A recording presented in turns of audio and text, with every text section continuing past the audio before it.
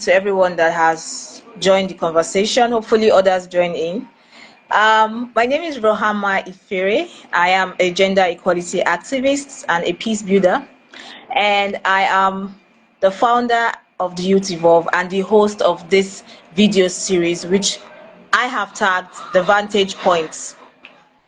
And the Vantage Point series is launching today with its first episode with Idara Kalu. Idara Kalu is the co-founder of Child Solidarity Group, and we'll be discussing important subject matters that touches on child marriage. Idara, please kindly introduce yourself briefly so that our participants, our audience can know who you are. All right. Thank you very much, Rohama, for having me. And it's such an honor. Congratulations to you on this, maiden episode. And I know that this platform will, host very rewarding conversations that will lead to actions that, would make impact. All right. So just as Rohama has said, I am Idara and my surname is Kalu. And yes, I work with an amazing team at Child Solidarity Group where we, advance the economic and social rights of children and women in Africa and especially in Nigeria presently where we are, in Lagos. So in a nutshell, that's who I am. Obviously, I'm female. Nice. Thank you so much for introducing yourself, Idara. We're going to go into like the nitty-gritty of this discussion. And as you already know, because I shared with you my perspective on the recent challenges in Nigeria regarding child marriage. We all saw the news about, the marriage of 100 orphans, and the stance of the Minister for Women Affairs, and then also the following stance again by the Minister of Women Affairs, and this has brought a lot of questions. So using this as a premise, what is child marriage and how does this affect children? All right, so child marriage is a component of harmful practice. Harmful practice is the umbrella name for many other things that are regarded as, harmful things that happen in our society and especially for children. So child marriage basically is the giving out of a child in marriage to a spouse. Most of the times, in most more cases than usual, girls are girls, although we have some few cases where we have boys that are giving out in marriage. So giving out of a child in marriage to a spouse when he or she is not up to puberty or not up to the legal age of that particular country. So for us in Nigeria, the legal age for anybody that wants to get married is 18. So in our context, practical context, you giving out a person, either female or male, who is not up to 18 to anybody to get married to or to live with, whether legally or illegal or cohabiting, is child marriage. That's amazing. This is a very, very, very descriptive definition of what child marriage is. And as you were discussing, I was wondering when you saw the news about, the marriage of the orphan girls, and then you saw the position of the Minister for Women Affairs, what went through your mind? How do you think this is going to affect these orphan girls, both educationally, psychologically? Can you throw more light on this? Well, we're public people, so we just have to do as much as we can to contain our emotions. But really, I was angry. I think that's the word. That's the right word. Anger is the best emotion to use to describe how I felt. Because the news states that they're being married off married off as empowerment. And it beats my imagination, to the fact that in 2024, in a country like Nigeria, we are still thinking that marrying off a girl, whether of any age, is empowerment. And so I am personally very disappointed. Disappointment actually is an understatement. I'm very disappointed, and I wish that I hope that the minister or the Ministry of Women Affairs could have done more, because I was excited when they came out to take a stand and say that they were going to follow up the matter and find out who these girls were and their ages and all. But few days down the line, we get another circular that they endorse the marriage, and they can go ahead. So as an organization, as a person, what we have done in my organization is actually to write an FOI demanding that the Ministry of Women Affairs actually come out to tell the public. It is believed that they had done their due findings to ascertain the ages of these girls, of these orphan girls. So we want to know how old these girls are. So we hope that we get to hear from them very soon.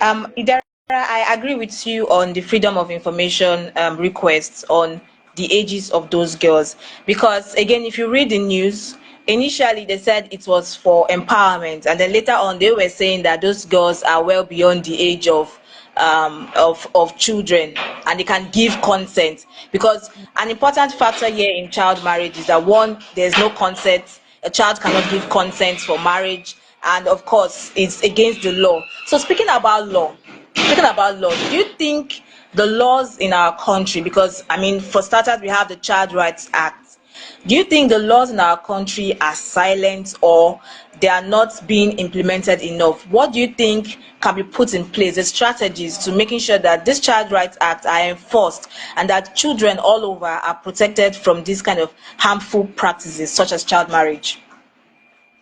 Honestly, Rahama, the issues when it comes to laws, right? We have the laws, but we are a multi-div, where our diversity is it's large, not as large as other countries, but we have so many traditions and religions that we practice in Nigeria. And do I think that we can do better as a country? Yes. Are we doing better? No. And the reason is, in a situation where we have the the organization which is supposed to be in charge of catering for the welfare of children, assenting to this kind of thing, as an individual, you don't even know where to start from. And in the first place, we understand that it was the legislative head of that particular state that endorsed, and supported the marrying of those girls.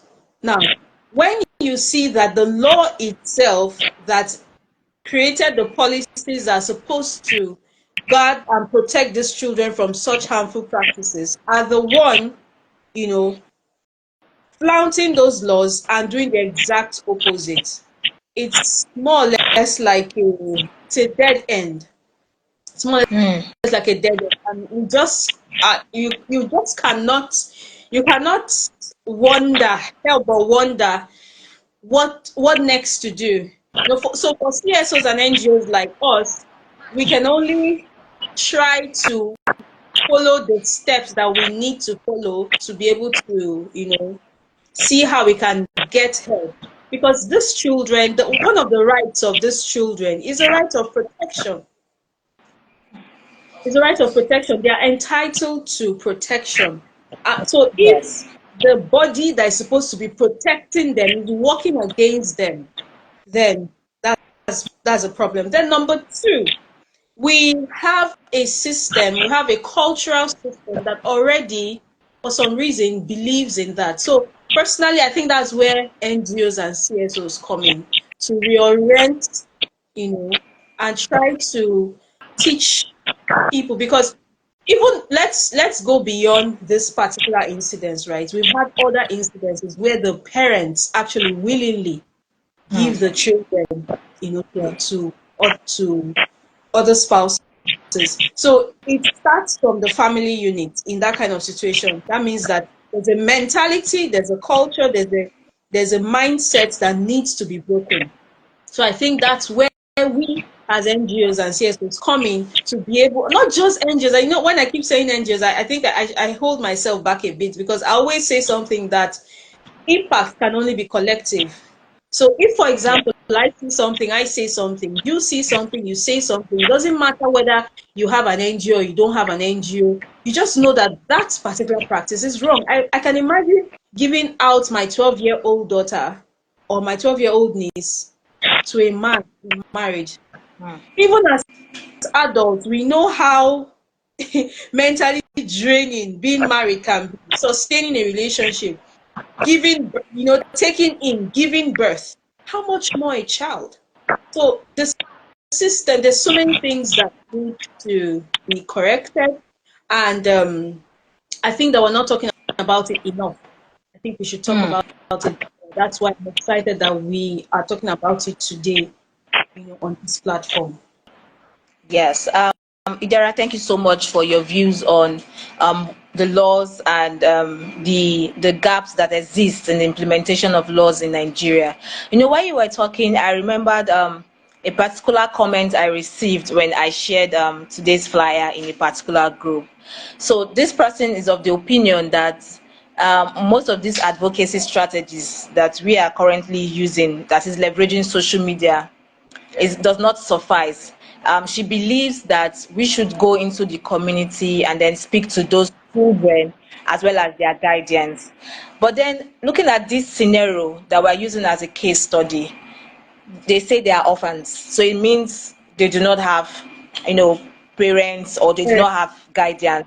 Yes. Now, the people that are supposed to be in charge of them, like in quotes now, the I won't when I say ministry, or the authorities that are supposed to now protect them, are the ones saying this is what we want to do for these young girls.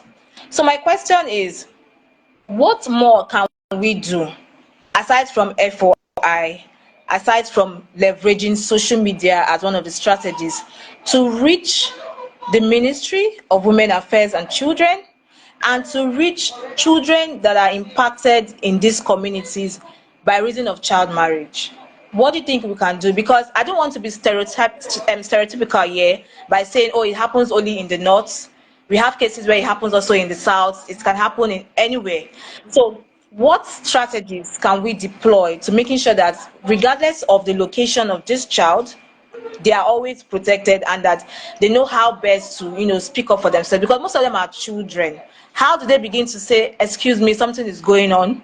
Because some of them don't even understand that they even have rights to consent, they have rights to education, they have rights to be protected, and all. They could be believing that it's in their best interests. Please shed more light on this. All right. So I'll just point you to what we are about to do as as an organization. We're launching a project called the Unkwado Girl Child Initiative, and the core of this project is to educate majorly. Although we have supported, added some skill acquisition to it and all, but it is majorly to educate girls. Okay, our focus is on girls. So educate girls on issues like this: harmful practices, cultural things that are harmful. So we're going to talk about issues like child marriage, FGM, that's female genital mutilation.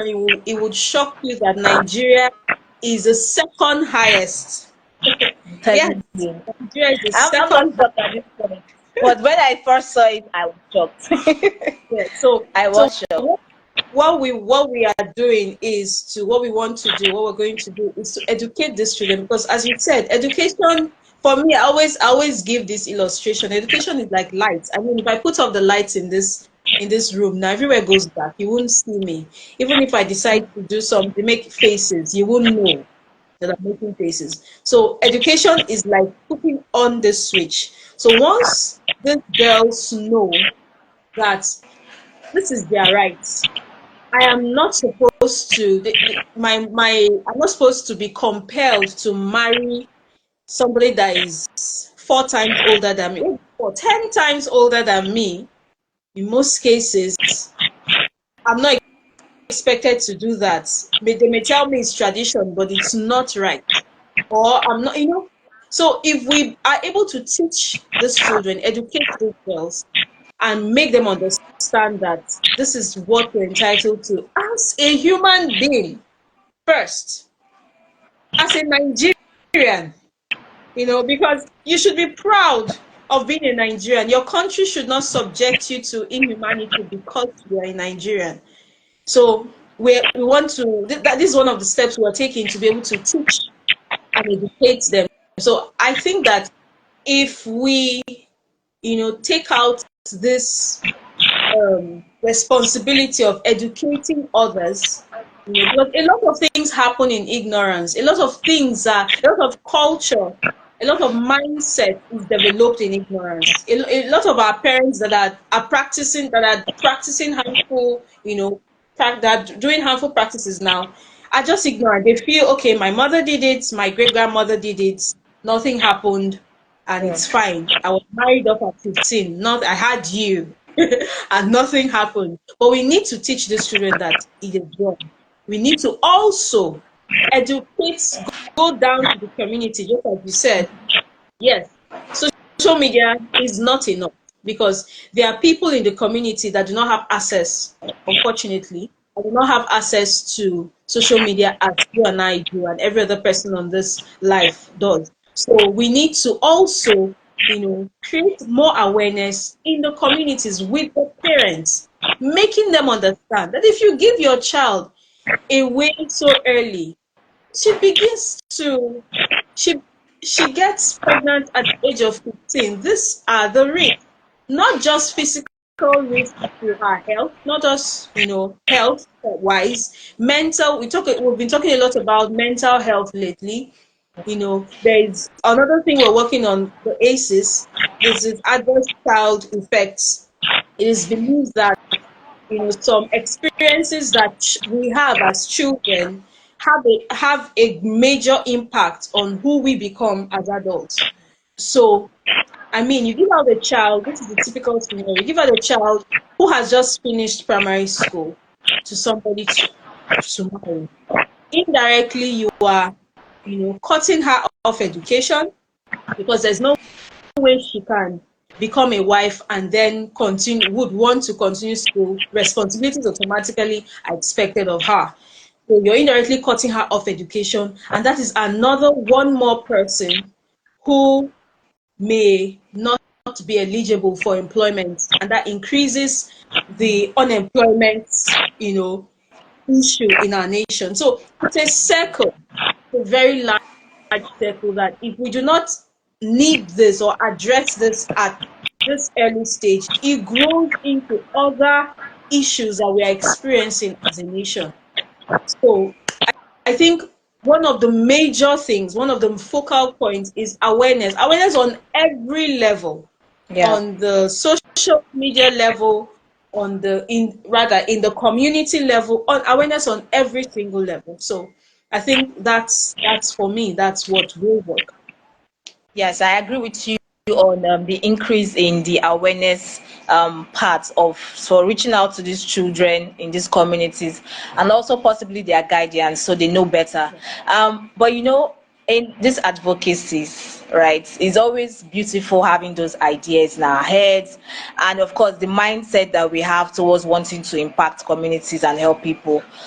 Do you foresee any challenges in these efforts of yours? Because you'll be going into communities where they've been practicing this for decades, and then you're coming in to say, no, this isn't supposed to be. What challenges do you foresee? Absolutely. In fact, I foresee a lot of challenges because I mean it's the mindset is one of the hardest things to break or to change. But I know that with when it comes to such things like this, a step at a time matters a lot. I mean, there were years ago, there are so many things that we did not believe we could participate now.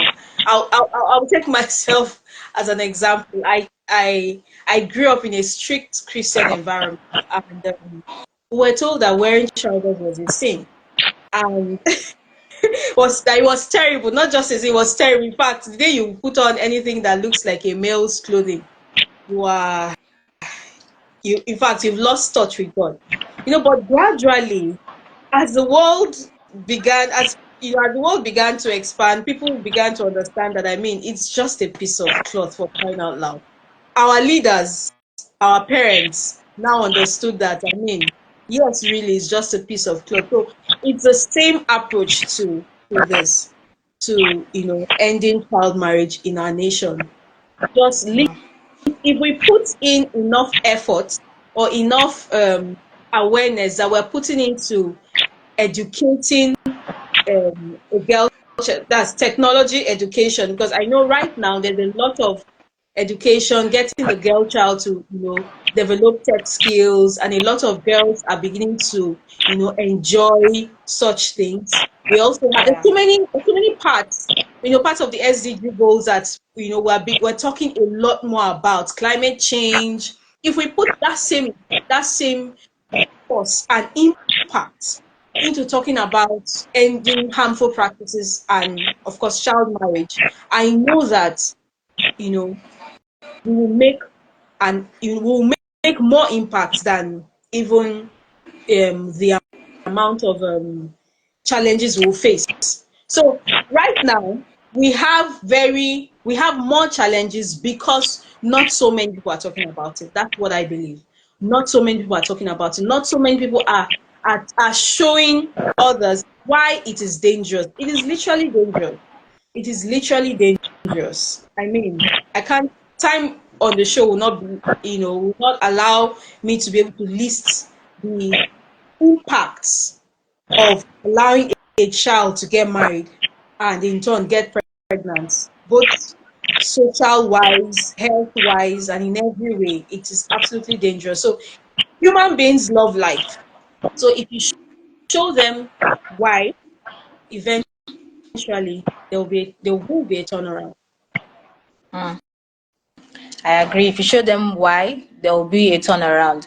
So there are in closing to round up this discussion, even though I feel like it shouldn't be rounded up right now, but to round up this discussion, um, again, using those 100 orphans that were married off, what do you think change will look like for them? Because you've requested for the ages of those girls and other information. So let's imagine for an instance that indeed they were below the age of people that are able to give consent.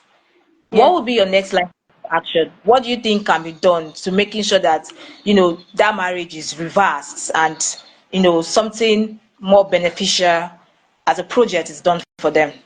What would change look like for these girls and for other child that has been forcefully married everywhere in Nigeria? Okay. Before I answer that, I would like to say something, right? The fact Yeah. that we feel that, or did I say our government? Yes, our government feels that marriage is an empowerment already is a very wrong mindset. And it's something that it needs to be reversed quickly. Marriage is not an empowerment. As a married person, you have to go in whole with your head intact, and to be able to comprehend things, to even say I'm willing to get married. Because I mean, one of the hardest fusion is the fusion of two different characters.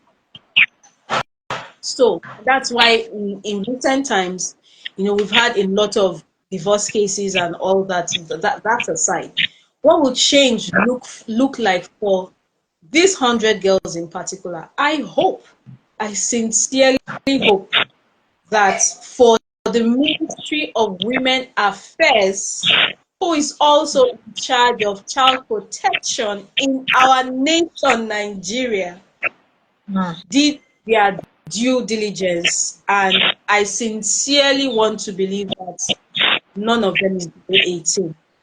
But in case they are,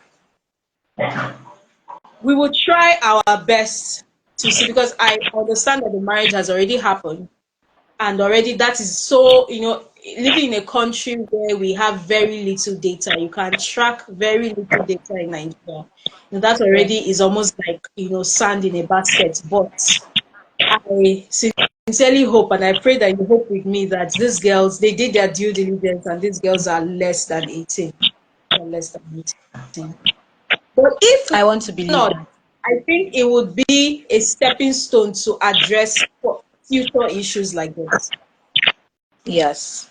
In fact, for me, Idara, even if they are even above the age, you mentioned something which I think is very important, that marriage should not be seen as empowerment for Absolutely young not. girls, because it's not just comprehensible to use marriage as empowerment for people that have, for instance, maybe been forcefully displaced, or have been experienced internal crises in their communities, and you feel I mean, that that's the solution. other things to be done.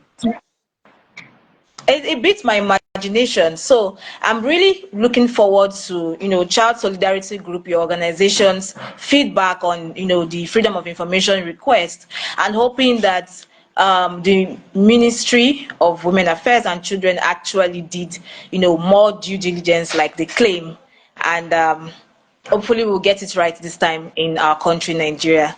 So if you're just joining us, this is a discussion on ending child marriage, and of course I'm not alone. I'm with an expert speaker, Idara Kalu, who is the co-founder of Child Solidarity Group. I'm seeing your comments from Frank Ambi. He says they are quick to pass those kind of bills. If it was education, they will stall it for years. It just shows the kind of it shows the kind of things that the governments and the agencies prioritize. Yeah. That shows what they prioritize, what they see as important, and what is not important to them. If you do have questions, please, you can drop it in the comment section, and I will ask Idara before we round up. Once again, this is the Vantage Point series, episode 1, with Idara Kalu. Next week, Wednesday, you can also join us again, same time, 3 p.m., with another speaker. You can follow Idara on Supernatural Idara on Instagram. And on LinkedIn, she's Idara Kalu. Also follow Child Solidarity Group, so that if you are like me, you want to know more about the feedback on the Freedom of Information requests. Thank you. So I'm checking to see if there's any other question or comment. Okay, all right. Idara, before we call it a day, do you have any other thing to add? Do you want to have any parting words before we close for today? All right. So I'll add, just as I said earlier on, impact is collective. Impact is not relegated to a sect or a particular kind or set of people. We as a nation, we need to demand more from our government, issues like this, because I mean, at some point, we're all children. This is just a tip of all that is going on. This is just child marriage. We haven't spoken about FGM, that's female